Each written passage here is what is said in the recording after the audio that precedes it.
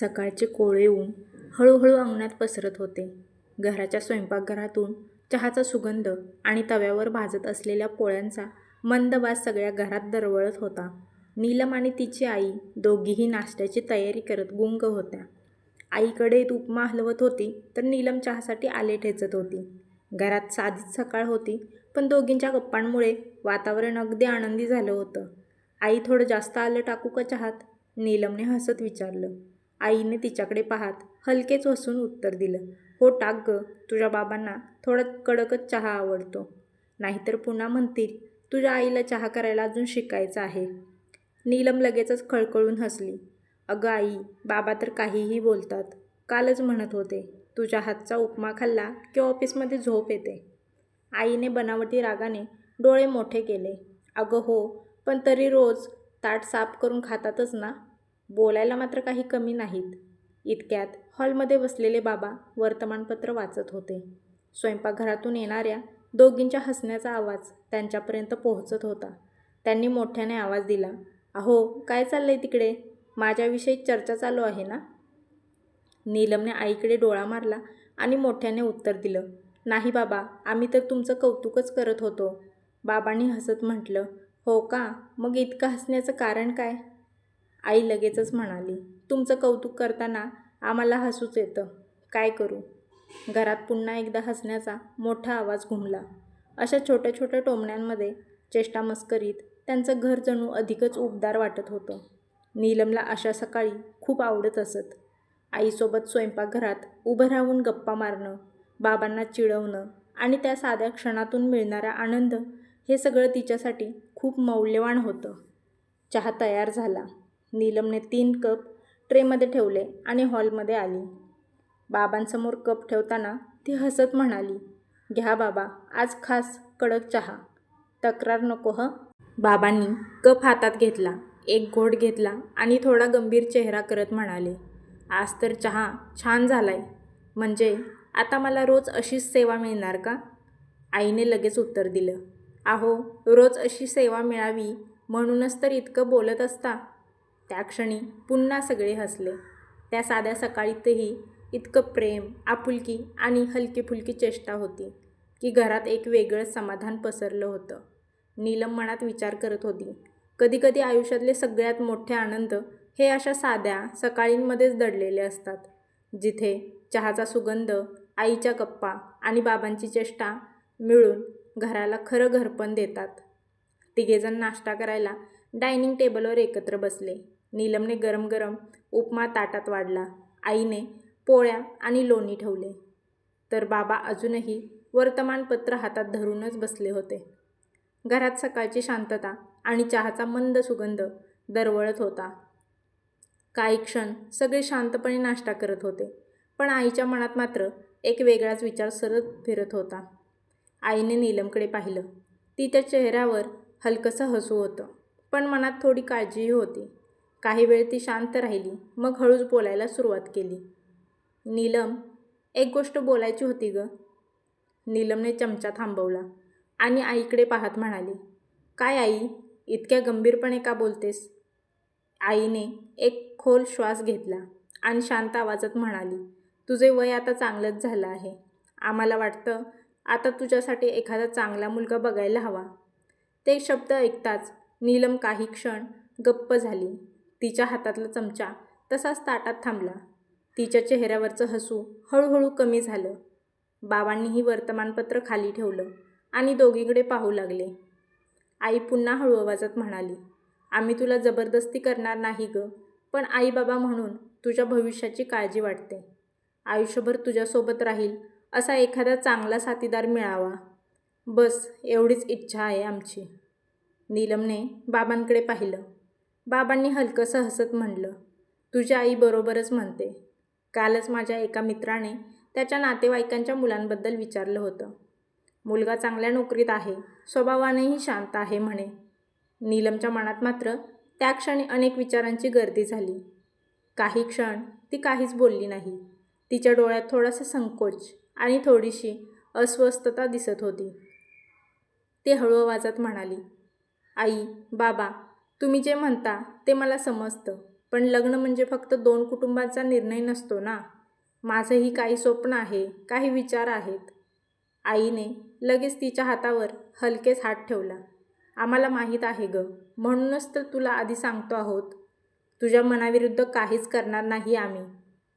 त्या क्षणी टेबलवर पुन्हा शांतता पसरली. बाहेर पक्ष्यांचा किलबिलाट ऐकू येत होता, पण नीलमच्या मनात मात्र भावनांचा एक वेगळाच गोंधळ सुरू झाला होता. तिने हलकेच चहाचा कप हातात घेतला आणि खिडकीबाहेर पाहू लागली. तिच्या मनात एकच विचार घोळत होता, आईबाबांची इच्छा पूर्ण करावी की स्वतःच्या मनात दडवून ठेवलेलं सत्य त्यांना सांगावं.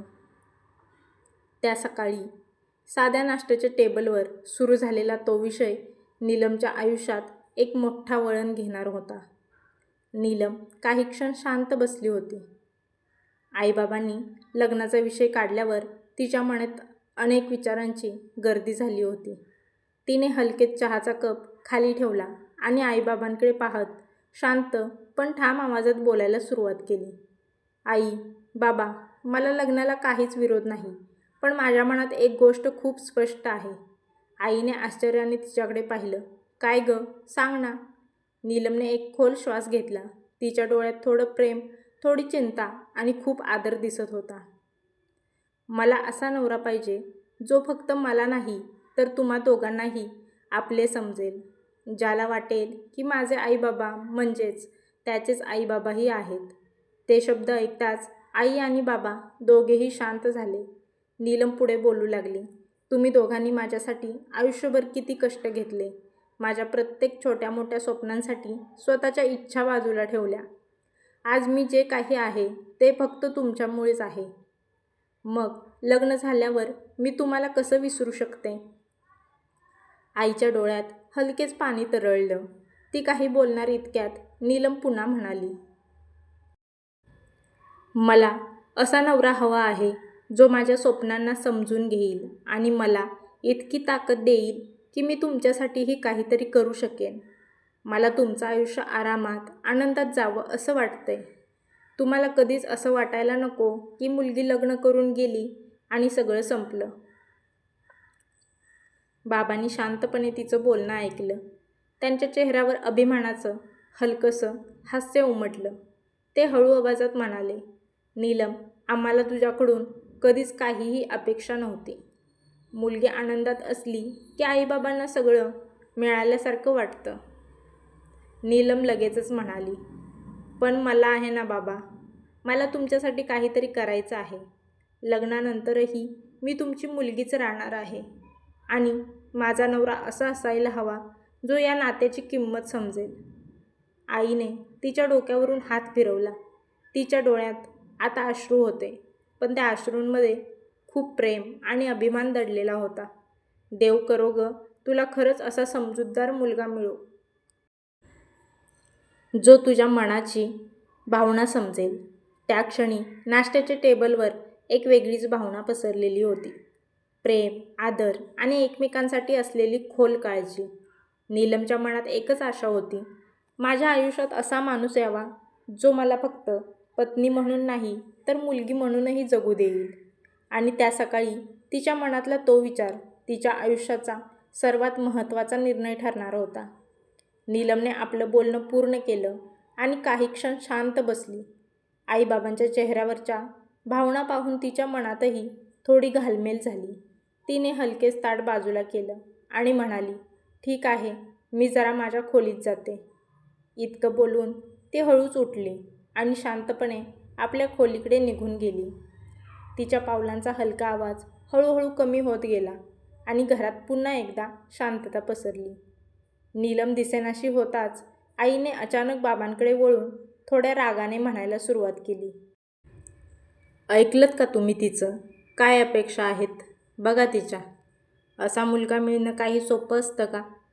बाबांनी शांतपणे पाण्याचा घोट घेतला आणि काही बोलण्याआधीच आई पुन्हा म्हणाली, आजकालच्या मुलींना स्वप्न खूप मोठी बघतात. माझ्या आईबाबांना सांभाळेल, मला सगळं करू देईल, माझ्या भावना समजून घेईल. अरे पण असा मुलगा शोधायला गेलो तर आयुष्य निघून जाईल. आईच्या आवाजात थोडी चिडचिड होती, पण त्या चिडचिडीत आईची काळजी दडलेली होती. बाबा मात्र शांतपणे तिचं बोलणं ऐकत होते. काही क्षणांनी ते हलकंसं हसले आणि म्हणाले, "अगं, एवढं रागवायचं काय आहे त्यात? तिने काही चुकीचं बोललं नाही." आईने थोडं चिडून विचारलं, "म्हणजे तुम्हाला खरंच वाटतं का असा मुलगा मिळेल?" बाबा हळू आवाजात म्हणाले, "का नाही मिळणार? जगात अजूनही चांगले लोक आहेत आणि आपल्या मुलीने जे मागितलं आहे ते काही फार मोठं स्वप्न नाही. तिला फक्त असा माणूस हवा आहे जो तिच्या आईबाबांचा आदर करेल." आई काही क्षण शांत झाली. बाबांचे शब्द तिच्या मनाला हलके स्पर्श करून गेले. बाबा पुढे म्हणाले, "खरं सांगू, मला तर तिचा अभिमान वाटतो.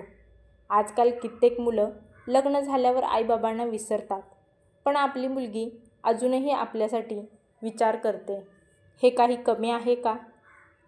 आईच्या डोळ्यात हलकंसं पाणी आलं. ती हळू आवाजात म्हणाली, "हो, ते खरं आहे, पण फक्त तिची काळजी वाटते मला. तिच्या अपेक्षांमुळे तिचं आयुष्य उशिरा जाऊ नये असं वाटतं." बाबांनी तिच्या खांद्यावर हात ठेवत शांतपणे म्हटलं, "काळजी करू नकोस. कदाचित देवाने तिच्यासाठी कुठेतरी तसाच माणूस ठेवला असेल, जो तिच्या मनाला समजेल." त्या क्षणी दोघेही शांत झाले, पण त्यांना माहीत नव्हतं, नीलमच्या खोलीचा दरवाजा थोडासा उघडाच होता आणि आईबाबांचं सगळं बोलणं तिच्या कानावर पडत होतं.